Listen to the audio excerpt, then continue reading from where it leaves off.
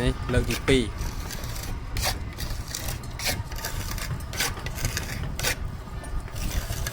ថតនេះបាក់ធ្វើការទេ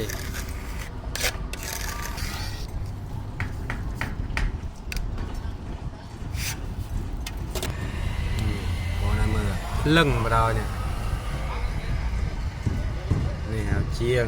Nhiều mục chiêng hơi đó. ជាងមួយនេះដើរលោកតពុនគេទេ Nhiều mục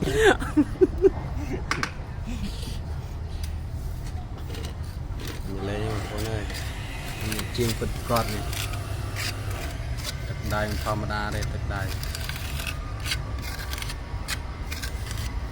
video chạy chấm lại đâm bằng ổn.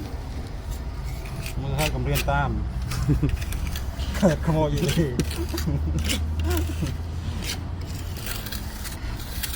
វីដេអូនេះជាបងប្អូន